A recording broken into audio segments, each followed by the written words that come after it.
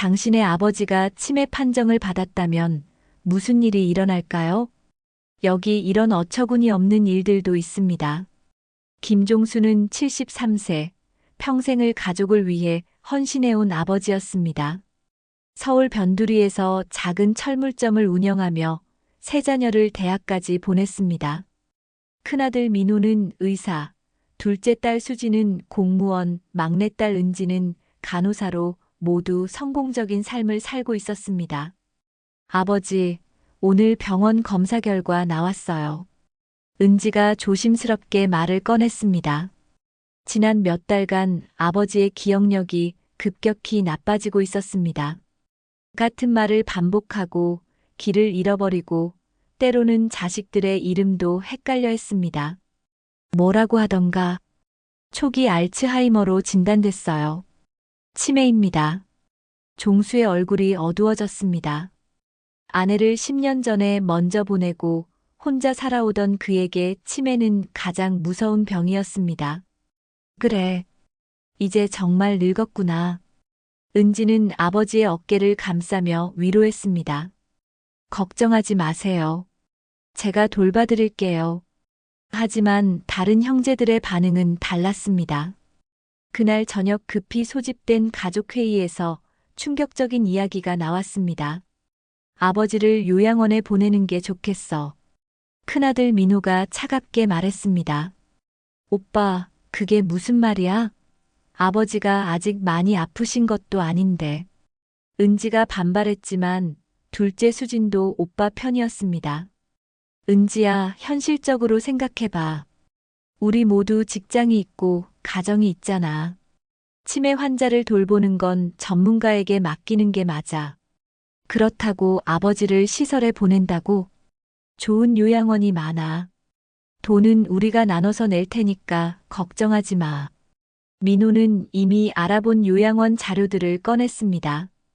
여기 괜찮은 곳이야. 한 달에 200만 원 정도 들어.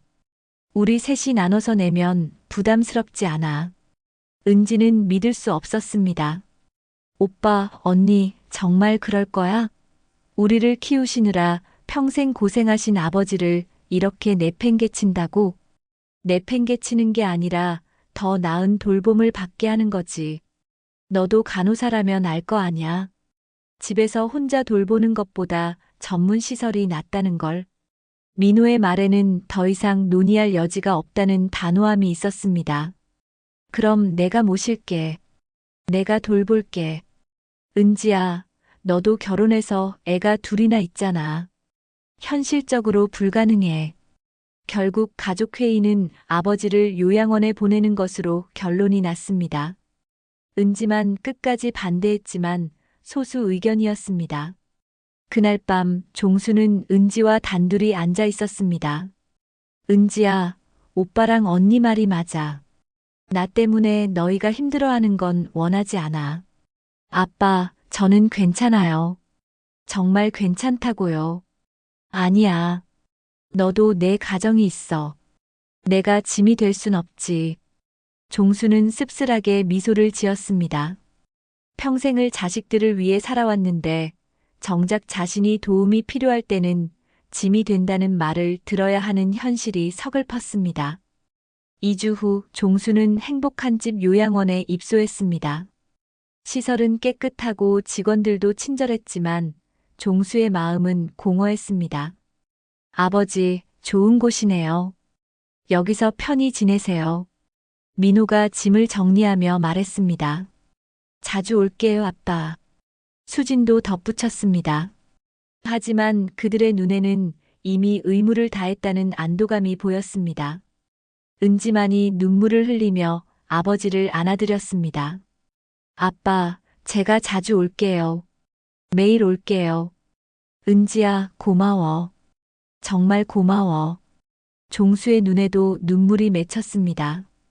입소 첫날 밤 종수는 잠을 이룰 수 없었습니다. 50년간 살아온 집을 떠나 낯선 곳에서 보내는 첫 밤이었습니다. 옆 침대에서는 누군가가 흐느끼는 소리가 들렸습니다. 처음이세요? 옆 침대의 할아버지가 말을 걸었습니다. 네, 오늘 들어왔습니다. 적응하시는데 시간이 좀 걸릴 거예요. 저도 처음에는 매일 울었거든요. 자녀분들이 자주 오시나요? 처음 한두 달은 왔는데, 이제는 명절에나 봐요. 바쁘다고 하더라고요. 종수의 가슴이 먹먹해졌습니다. 한 달이 지났습니다.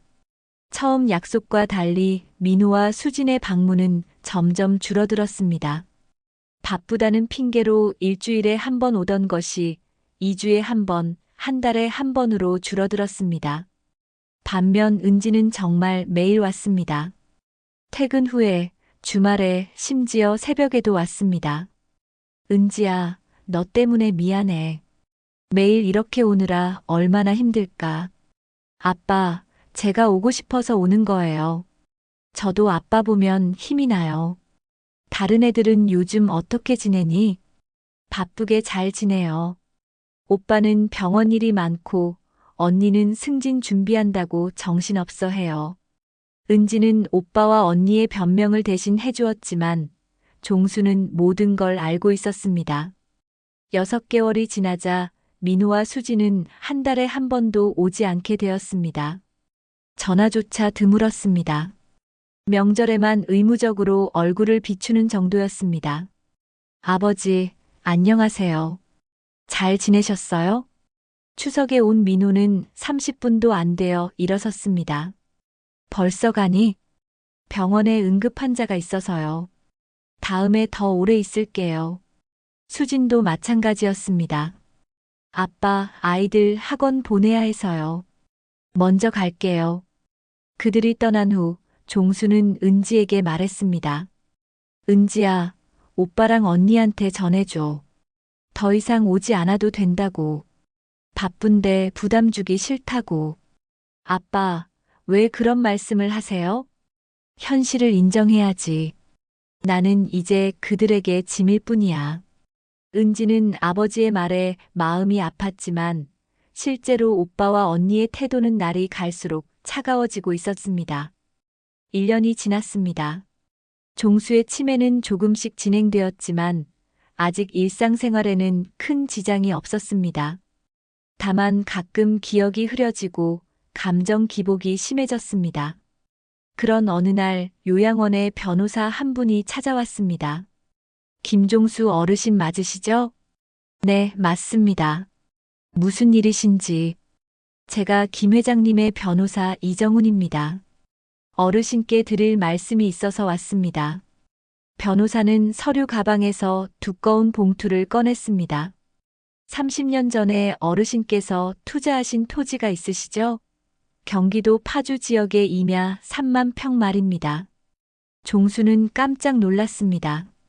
거의 잊고 있던 일이었습니다. 아, 그거. 기억이 희미한데. 그 토지가 이번에 개발구역으로 지정되면서 보상금이 나오게 되었습니다. 변호사는 서류를 펼쳐 보였습니다. 총 보상금이 80억 원입니다. 종수는 믿을 수 없다는 표정을 지었습니다. 80억이라고요?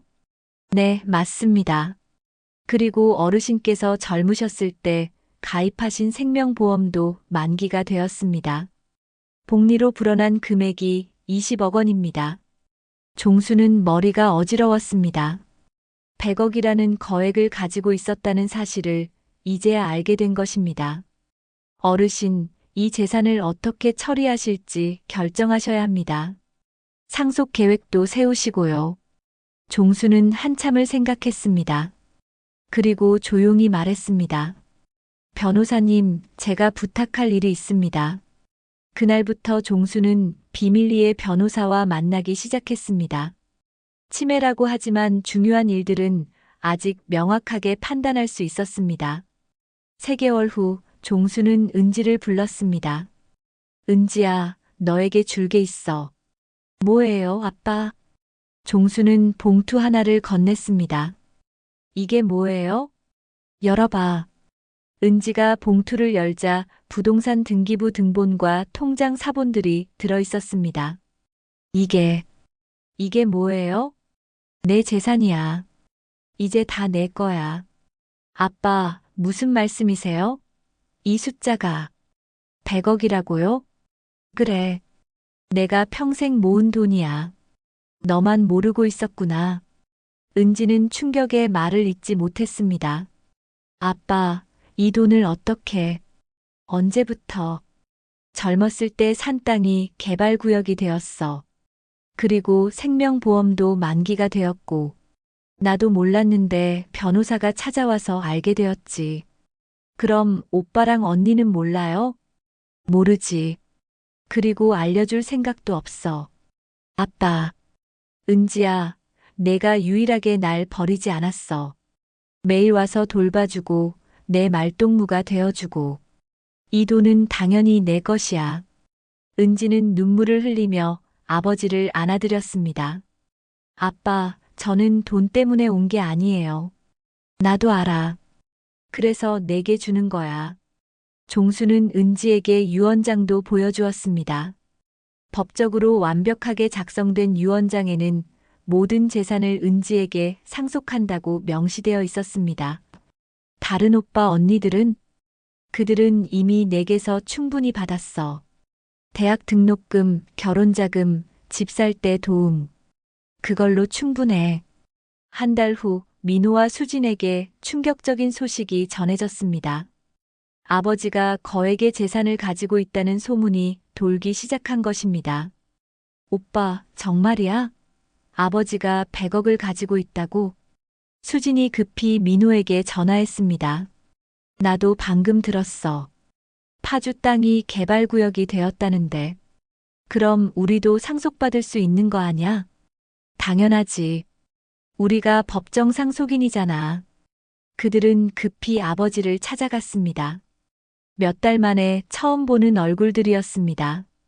아버지, 안녕하세요. 오랜만이에요. 민호는 밝은 표정으로 인사했습니다. 민호야. 오랜만이구나. 아빠, 건강하세요? 많이 보고 싶었어요. 수진도 애정 어린 목소리로 말했습니다. 종수는 그들의 갑작스러운 변화를 알아챘습니다. 갑자기 웬일이니?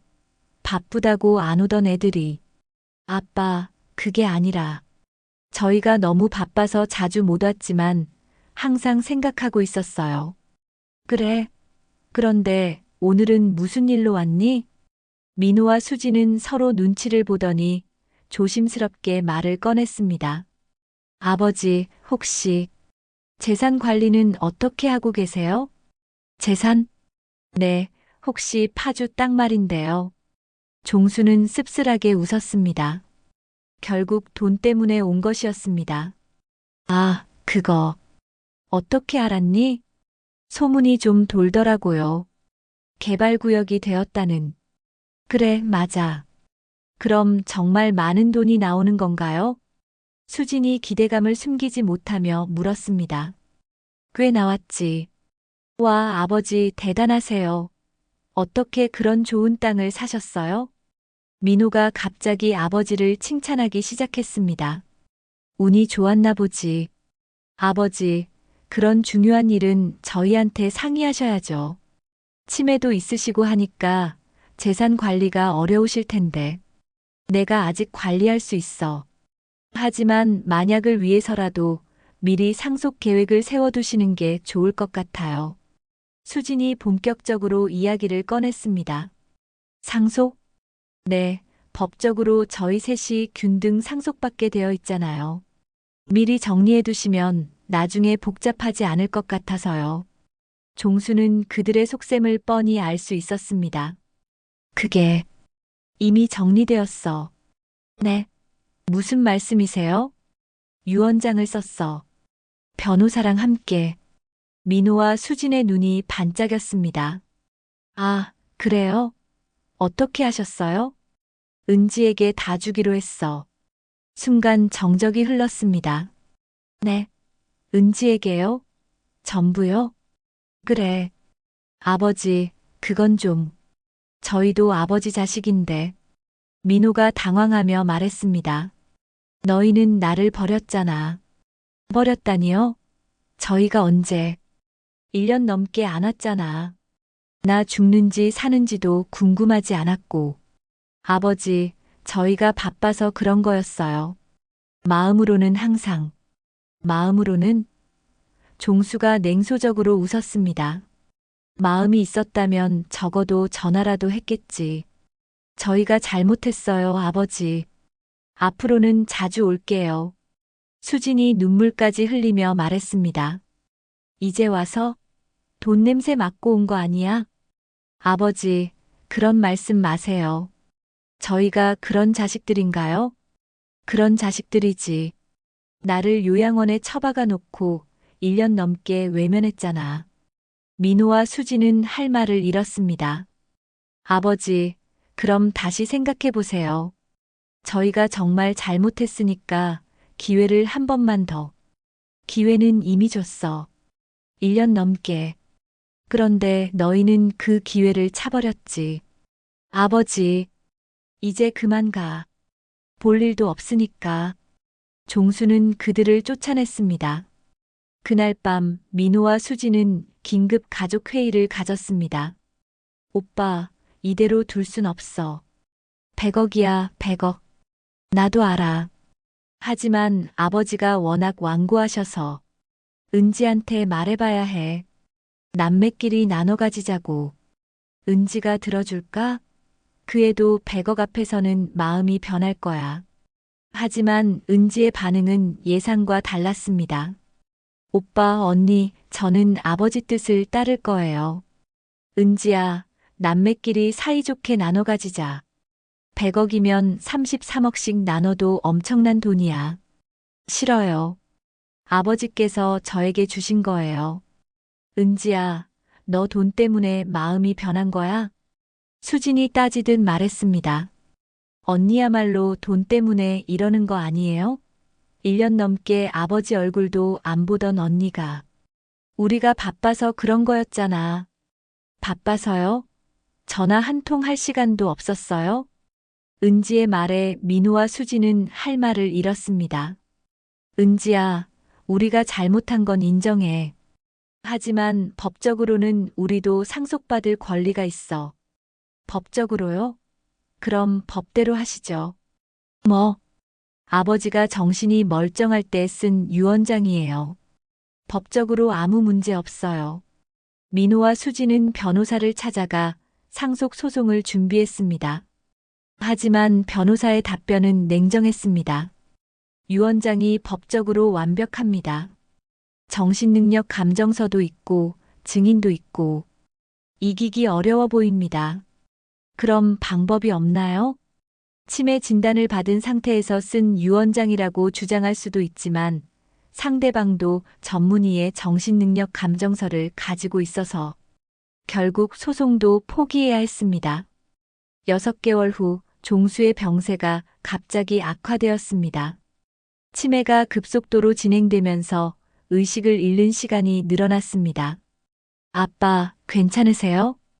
은지가 아버지의 손을 잡고 물었습니다. 은지야, 고마워. 정말 고마워. 종수는 마지막까지 은지의 손을 꼭 잡고 있었습니다. 아빠, 저야말로 고마워요. 저를 이렇게 사랑해 주셔서. 그날 밤 종수는 조용히 눈을 감았습니다. 은지가 지켜보는 가운데 편안한 마지막이었습니다. 장례식장에는 많은 사람들이 왔습니다. 민호와 수진도 상주 행세를 하려 했지만 은지가 단호하게 거부했습니다. 오빠, 언니는 조문객으로 와주세요. 은지야, 우리도 아버지 자식인데. 아버지 살아계실 때는 자식 노릇 안 하시더니 돌아가시니까 자식이세요?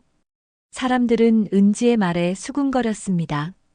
종수가 어떻게 대했는지, 자식들이 어떻게 했는지 동네 사람들은 다 알고 있었습니다.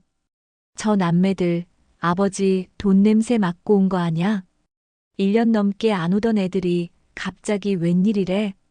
민호와 수지는 사람들의 시선을 견디지 못하고 일찍 자리를 떴습니다. 49제가 끝난 후 유언장이 공개되었습니다. 종수의 모든 재산 100억 원은 은지에게 상속되었습니다. 은지는 아버지의 재산으로 의미 있는 일들을 시작했습니다. 치매 환자들을 위한 전문 요양시설을 짓고 홀로 남겨진 노인들을 돌보는 재단을 만들었습니다. 아버지가 주신 돈을 좋은 일에 쓸게요. 아버지처럼 버림받는 어르신들이 없도록 도울게요. 은지는 아버지 무덤 앞에서 다짐했습니다. 한편 민호와 수지는 주변 사람들의 손가락질을 받으며 힘든 시간을 보내고 있었습니다. 돈에 눈이 멀어 아버지를 버린 자식들이라는 소문이 동네에 퍼졌습니다. 그로부터 1년 후 민호와 수지는 각자의 삶으로 돌아갔습니다. 하지만 아버지에 대한 죄책감과 잃어버린 100억에 대한 후회는 평생 그들을 따라다닐 것이었습니다. 반면 은지는 아버지의 사랑을 받으며 행복하게 살아가고 있었습니다. 돈보다 더 큰 선물을 받았다는 것을 알고 있었기 때문입니다. 아버지, 사랑해요. 저를 선택해 주셔서 감사해요. 은지는 매일 아버지 무덤에 가서 안부를 전했습니다. 그리고 아버지가 보고 싶어 하실 만한 좋은 일들을 계속해 나갔습니다. 이 이야기는 우리에게 중요한 질문을 던집니다. 만약 당신의 아버지가 치매 판정을 받았다면 당신은 어떻게 행동할 것인가요? 민호와 수진처럼 부담스러워하며 요양원에 보낼 것인가요? 아니면 은지처럼 끝까지 곁에서 돌볼 것인가요? 부모의 사랑은 무조건적입니다. 자식이 어떤 잘못을 해도 얼마나 속을 썩여도 끝까지 사랑합니다. 하지만 자식의 사랑은 어떤가요? 부모가 더 이상 도움이 되지 않을 때, 오히려 짐이 될 때도 변함없이 사랑할 수 있나요? 치매는 누구에게나 찾아올 수 있는 병입니다. 오늘은 건강하신 우리 부모님도 언젠가는 우리의 도움이 필요한 때가 올 것입니다. 그때 우리는 어떤 자녀가 되어 있을까요? 종수 아버지는 마지막까지 은지에게만 의지했습니다. 100억이라는 거액의 재산도 오직 은지에게만 물려주었습니다. 돈 때문이 아니라 사랑 때문이었습니다. 이 이야기가 주는 교훈은 명확합니다. 가족의 사랑은 조건부가 아니라는 것, 그리고 진정한 효도란 부모가 건강할 때만 하는 것이 아니라 아프고 힘들 때 더욱 필요하다는 것입니다. 돈과 재산은 언젠가 없어질 수 있지만 가족의 사랑은 영원합니다. 하지만 그 사랑도 우리가 소중히 지켜나가야만 영원할 수 있습니다. 당신의 아버지가 치매 판정을 받았다면 무슨 일이 일어날까요? 여기 이런 어처구니 없는 일들도 있습니다. 2편. 박정호는 68세에 성공한 사업가였습니다. 건설회사를 운영하며 상당한 재산을 모았고 세 자녀 모두 좋은 대학을 나와 각자의 분야에서 성공하고 있었습니다. 큰아들 상민은 변호사, 둘째 딸 혜진은 회계사, 막내 아들 현우는 의사였습니다. 어느 날부터 정호에게 이상한 증상들이 나타나기 시작했습니다.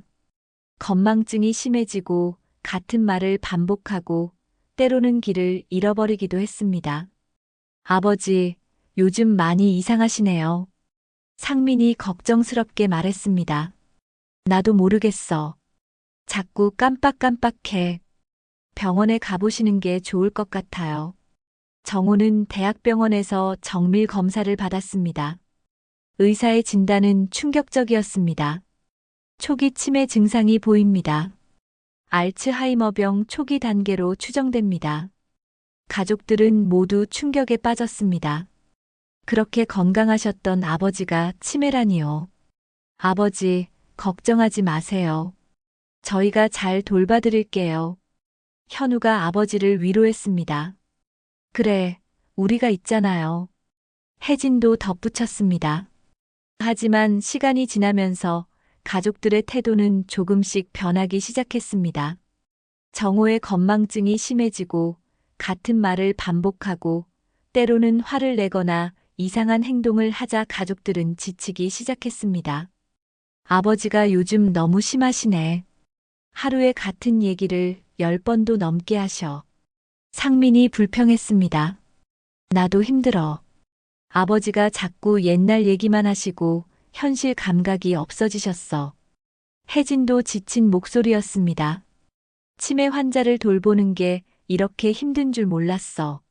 전문 간병인을 구해야 할 것 같아. 현우도 의사면서도 아버지의 치매 증상을 견디기 어려워했습니다. 정호는 자식들의 변화를 예민하게 감지하고 있었습니다. 처음에는 걱정해주던 자식들이 점점 귀찮아하고 피하려 한다는 것을 알 수 있었습니다. 아버지, 오늘 데이케어 센터에 다녀오세요. 집에만 계시면 답답하실 거예요. 상민이 아버지를 데이케어 센터에 보내려 했습니다. 나는 집에 있고 싶어. 아버지, 거기 가시면 비슷한 분들도 많이 계시고 재미있어요. 내가 치매라고 그런 곳에 보내려는 거야? 그런 게 아니라. 하지만 정호는 자식들의 의도를 파악하고 있었습니다. 자신을 집에서 내보내려는 것이었습니다. 6개월이 지나자 상황은 더욱 악화되었습니다. 정호의 치매 증상은 더욱 심해진 것처럼 보였고 자식들의 인내심은 바닥을 향해 가고 있었습니다. 아버지를 요양원에 보내는 게 어떨까? 상민이 형제회의에서 제안했습니다. 형, 그게 너무 심한 거 아냐? 현우가 반대했습니다. 현우야, 현실적으로 생각해봐. 우리 모두 직장이 있고 가정이 있어. 24시간 아버지를 돌볼 수는 없잖아. 그렇긴 하지만 나도 오빠 의견에 동의해. 전문적인 돌봄을 받으시는 게 아버지한테도 좋을 것 같아. 혜진도 상민 편을 들었습니다. 하지만 아버지가 반대하실 텐데. 설득해야지. 우리가 더 이상 감당할 수 없다는 걸 말씀드리고 결국 가족회의는 아버지를 요양원에 보내는 것으로 결론이 났습니다. 아버지, 저희가 말씀드릴 게 있어요. 상민이 조심스럽게 입을 열었습니다. 무슨 얘기니? 아버지를 좀 더 전문적으로 돌봐줄 수 있는 곳을 알아봤어요. 전문적으로? 무슨 소리야? 요양원 말이에요.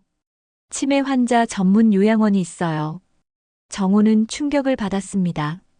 나를 요양원에 보내려고? 아버지, 거기서 더 좋은 치료를 받으실 수 있어요. 내가 그렇게 짐이 되니? 짐이 아니라 저희가 전문가가 아니다 보니까 제대로 돌봐드리기 어려워서요. 정호는 자식들의 진심을 알 수 있었습니다. 결국 자신이 부담스러워진 것이었습니다. 알겠다. 내가 가겠다. 아버지, 다만 조건이 있어. 무슨 조건이세요? 한 달만 시간을 줘. 한 달 후에 가겠다. 자식들은 아버지의 요청을 받아들였습니다. 그 한 달 동안 정호는 자식들을 유심히 관찰했습니다. 그리고 놀라운 사실을 발견했습니다. 자식들은 정호가 치매에 걸렸다고 생각하자 그의 재산에 관심을 갖기 시작했습니다. 회사 경영에 개입하려 하고 부동산 처분을 제안하고 심지어 상속 계획까지 언급했습니다. 아버지, 회사 일은 이제 저희가 맡아서 할게요. 상민이 말했습니다. 아직 내가 할 수 있어. 하지만 치매가 있으시니까 실수할 수도 있잖아요. 그럼 내가 뭘 잘못했니? 잘못하신 건 아니지만 예방 차원에서요. 혜진도 회계 업무에 개입하려 했습니다. 아버지, 가계부 정리는 제가 도와드릴게요. 치매 환자는 돈 관리가 어려우시잖아요. 내가 아직 멀쩡해. 그래도 복잡한 계산은 힘드실 거예요. 현우는 아버지의 건강을 핑계로 각종 서류에 사인을 받으려 했습니다. 아버지, 이건 건강보험 관련 서류예요. 사인 좀 해주세요. 정호가 서류를 자세히 보니 재산관리 위임장이었습니다. 이게 무슨 서류니? 아, 그냥 병원비 처리하는 서류예요. 현우는 거짓말을 했습니다. 정호는 모든 상황을 정확히 파악했습니다. 자식들이 자신의 치매를 이용해 재산을 관리하려 한다는 것을 알았습니다. 그날 밤 정호는 중요한 사실을 떠올렸습니다. 사실 그는 치매가 아니었습니다. 모든 증상은 연기였습니다. 정호는 3개월 전부터 자식들의 진심을 알아보기 위해 치매 연기를 하고 있었습니다. 평소 자식들이 자신의 재산에만 관심이 있는 것 같아 의심스러웠기 때문입니다. 그래서 의사와 사전에 모든 것을 계획했습니다.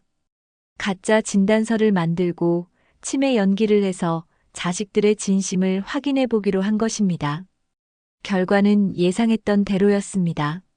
자식들은 아버지의 건강보다는 재산에 더 관심이 있었습니다. 내가 정말 치매였다면 어떻게 했을까? 정호는 자식들의 모습을 보며 실망했습니다. 진짜 도움이 필요할 때 외면당했을 것이라는 생각에 마음이 아팠습니다. 다음 날 정호는 자식들을 불렀습니다. 얘들아, 모두 모여라. 중요한 얘기가 있어. 네, 아버지. 세 자녀가 모두 모였습니다. 사실은 내가 너희들에게 거짓말을 했어. 네. 무슨 거짓말이요? 나는 치매가 아니야. 순간 정적이 흘렸습니다. 네. 무슨 말씀이세요? 상민이 당황하며 물었습니다. 의사 진단서도 가짜고 내 치매 증상도 모두 연기였어. 아버지, 농담이시죠? 혜진이 믿을 수 없다는 표정을 지었습니다. 농담이 아니야. 나는 멀쩡해. 지난 3개월간 너희들을 테스트한 거야. 테스트요? 그래. 너희들이 정말 나를 걱정하는지 아니면 내 재산에만 관심이 있는지 확인해보고 싶었거든. 자식들은 아무 말도 할 수 없었습니다. 결과는 어땠냐고? 최악이었어. 정호의 목소리가 차가워졌습니다. 너희들은 내가 치매에 걸렸다고 생각하자마자 나를 짐으로 여기기 시작했어. 요양원에 보내려 하고 내 재산을 관리하려 하고. 아버지, 저희가 아버지를 걱정해서. 걱정? 재산을 걱정한 거지. 나를 걱정한 게 아니야. 정호는 지난 3개월간 수집한 증거들을 내놓았습니다. 상민아, 넌 내가 치매라고 하자마자 회사 경영권을 빼앗으려 했지. 그건. 혜진아, 넌 내 가계부를 뒤지면서 재산 규모를 파악하려 했고. 아버지. 현우야, 넌 나한테 재산관리 위임장에 사인하라고 속였지. 자식들은 모두 고개를 숙였습니다. 너희들이 진짜 나를 사랑한다면 내가 치매에 걸려도 끝까지 돌봐주려고 했을 거야. 하지만 너희들은 나를 요양원에 버리려 했어. 아버지, 저희가 잘못했어요. 상민이 사과했습니다. 이제 와서 사과해봤자 소용없어. 이미 너희들의 본심을 다 봤으니까. 아버지, 기회를 한 번만 더 주세요. 혜진이 울먹이며 말했습니다. 기회? 3개월이나 기회를 줬는데도 이 모양이었잖아. 정호는 단호했습니다. 그럼 저희는 어떻게 해야 해요? 현우가 물었습니다. 너희들이 알아서 해. 나는 더 이상 너희들을 믿지 않아. 그날부터 정호와 자식들 사이에는 깊은 골이 생겼습니다. 자식들은 아버지에게 용서를 빌었지만 정호는 쉽게 마음을 열지 않았습니다. 아버지, 정말 저희가 잘못했어요. 다시는 그런 일 없을 거예요. 말로는 뭘 못하겠니? 행동으로 보여줘. 어떻게 하면 될까요? 그건 너희들이 생각해봐. 자식들은 아버지의 신뢰를 회복하기 위해 노력했습니다. 매일 안부를 묻고 함께 시간을 보내려 하고 아버지의 취미 활동에 관심을 가졌습니다. 하지만 정호는 쉽게 마음을 열지 않았습니다. 한번 배신당한 마음은 쉽게 회복되지 않았습니다. 아버지, 오늘 등산 같이 가실래요? 상민이 제안했습니다. 등산? 갑자기 왜? 아버지가 등산 좋아하신다고 하셔서요. 그래. 언제 내가 그런 얘기했니? 예전에. 상민은 사실 아버지의 취미를 잘 모르고 있었습니다. 혜진도 마찬가지였습니다. 아버지, 바둑 두실래요? 바둑? 나는 장기를 좋아하는데. 아, 그렇구나. 장기요? 너희들은 내가 뭘 좋아하는지도 모르는구나. 자식들은 그제야 깨달았습니다. 평생 아버지와 함께 살았지만 정작 아버지에 대해서는 아무것도 몰랐다는 것을 말입니다. 6개월이 지났습니다. 자식들의 꾸준한 노력에도 불구하고 정호의 마음은 여전히 차가웠습니다. 아버지, 저희가 얼마나 더 노력해야 해요? 상민이 지친 목소리로 물었습니다. 진심이 느껴질 때까지. 저희 진심 아직도 의심하세요? 의심하지. 너희들이 또 언제 본성을 드러낼지 모르잖아. 자식들은 절망했습니다. 아무리 노력해도 아버지의 마음을 되돌릴 수 없을 것 같았습니다. 그런 어느 날 정호에게 정말로 건강 문제가 생겼습니다. 갑작스럽게 쓰러져서 병원에 실려갔습니다. 뇌경색입니다. 다행히 크지 않아서 생명에는 지장 없지만 후유증이 남을 수 있습니다. 의사의 진단을 들은 자식들은 모두 충격에 빠졌습니다. 아버지, 괜찮으세요? 상민이 병상에 누운 아버지를 걱정스럽게 바라봤습니다. 이제 정말 아프구나. 정호는 쓴웃음을 지었습니다. 아버지, 저희가 돌봐드릴게요. 혜진이 말했습니다. 너희들이 나를 요양원에 보내려던 애들이 아버지, 그때와는 달라요. 저희가 정말 바뀌었어요. 그때부터 자식들은 정말로 달라진 모습을 보였습니다. 병원에서 24시간 교대로 간병하고 아버지의 재활 치료를 도왔습니다. 재산에 대한 이야기는 일절하지 않았습니다. 아버지, 오늘 재활 치료 어떠셨어요? 많이 힘들었어. 하지만 조금씩 나아지는 것 같아. 다행이에요. 천천히 하세요. 현우는 의사로서 아버지의 치료에 최선을 다했습니다. 다른 의사들과 상의하고 최신 치료법을 알아보고 아버지에게 가장 좋은 치료를 받게 해드렸습니다. 상민은 법적인 일들을 처리했습니다. 보험 처리, 병원비 문제, 각종 서류 정리까지 아버지가 치료에만 집중할 수 있도록 도왔습니다. 혜진은 아버지의 일상을 돌봤습니다. 식사 챙기기, 옷 갈아입히기, 목욕시켜드리기까지 세심하게 신경 썼습니다. 아버지, 입맛이 없으시죠? 죽 끓여왔어요. 고마워, 혜진아. 천천히 드세요. 영양가 있게 끓였어요. 3개월간의 재활치료 후 정호는 많이 회복되었습니다.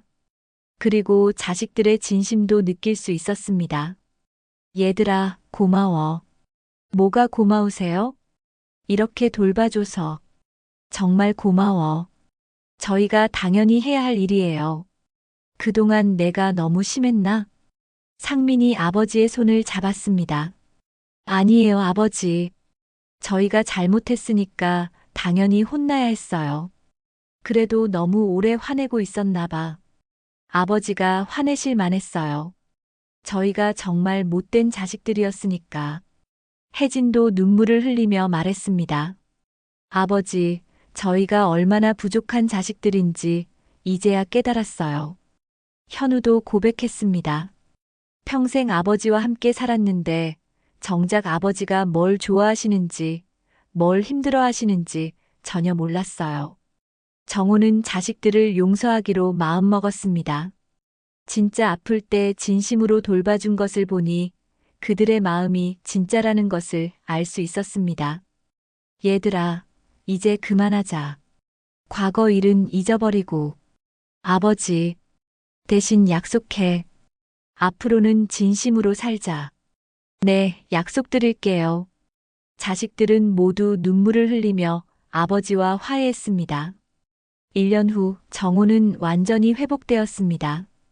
그리고 자식들과의 관계도 이전보다 훨씬 좋아졌습니다. 아버지, 그때 정말 치매 연기였어요? 현우가 웃으며 물었습니다. 정말이야. 너희들 속이기 위해서 연기 연습까지 했어. 어떻게 그런 생각을 하셨어요? 너희들이 너무 재산에만 관심 있는 것 같아서 의심스러웠거든. 저희가 그렇게 보였나요? 그랬어. 그래서 한번 테스트해 본 거야. 상민이 고개를 숙였습니다. 저희가 정말 못된 자식들이었네요. 이제 알았으면 됐어. 앞으로는 그러지 마. 네, 절대 그러지 않을게요. 정호는 자식들에게 소중한 교훈을 남겼습니다. 부모의 사랑은 무조건적이지만 자식의 사랑은 진심이어야 한다는 것을 깨닫게 해준 것입니다. 얘들아, 내가 정말 늙고 아프게 되면 그때는 진심으로 돌봐줄 거지? 당연하죠, 아버지. 저희가 아버지께 받은 사랑을 갚을 때가 온 거예요. 그래, 그럼 안심이다. 정호는 만족스럽게 미소를 지었습니다. 가짜 치매 연기는 힘들었지만 덕분에 자식들의 진심을 확인할 수 있었고 더 나아가 그들을 올바른 길로 이끌 수 있었습니다. 지금도 정호와 자식들은 매주 함께 모여 식사를 하며 화목한 시간을 보내고 있습니다. 그리고 그들은 모두 알고 있습니다. 가족의 사랑은 재산보다 훨씬 소중하다는 것을 말입니다. 자식들은 이제 아버지의 진짜 취미가 무엇인지, 어떤 음식을 좋아하시는지, 어떤 이야기를 듣고 싶어 하시는지 알게 되었습니다. 그리고 매주 아버지와의 시간을 가장 소중하게 생각하고 있습니다. 아버지, 이번 주말에는 뭘 하고 싶으세요? 너희들이랑 함께 있으면 뭘 해도 좋아. 그럼 아버지가 좋아하시는 장기도 두고 좋아하시는 음식도 해드릴게요. 그래, 그럼 좋지. 이 두 번째 이야기는 우리에게 또 다른 교훈을 줍니다. 때로는 시련이 가족을 더욱 단단하게 만들기도 한다는 것입니다. 정우 아버지의 가짜 치매 테스트는 처음에는 가족 관계를 악화시켰지만 결국에는 더 진실한 사랑을 찾게 해주었습니다. 진정한 가족의 사랑은 시험을 통해 더욱 강해집니다. 상민, 혜진, 현우는 처음에는 시험에 실패했지만 아버지가 정말로 아프셨을 때는 진심으로 돌봐드렸습니다. 그리고 그 과정에서 진정한 효도가 무엇인지 깨달았습니다. 부모가 건강할 때만 잘하는 것은 진정한 효도가 아닙니다. 정말 힘들고 어려울 때, 아무것도 해줄 수 없을 것 같을 때도 곁에 있어주는 것이 진짜 사랑입니다. 치매는 무서운 병입니다. 하지만 그보다 더 무서운 것은 사랑하는 사람들로부터 버림받는 것입니다. 정우 아버지의 가짜 치매 연기는 자식들에게 이것을 깨닫게 해주었습니다.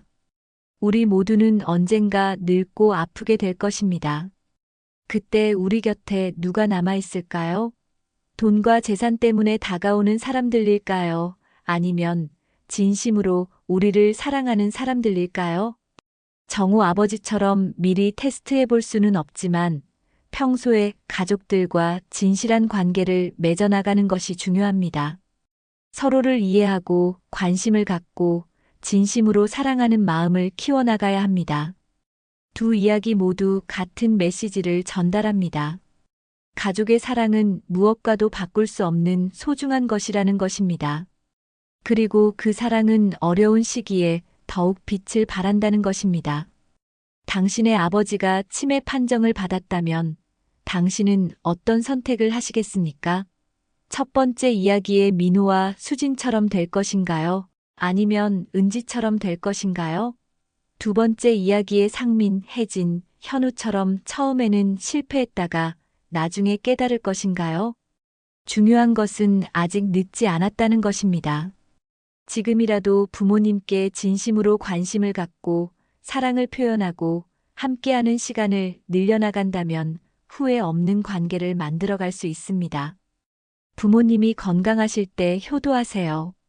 그리고 혹시 아프시게 되더라도 끝까지 곁에 있어 주세요. 그것이 자식된 도리이고 인간다운 삶의 모습입니다.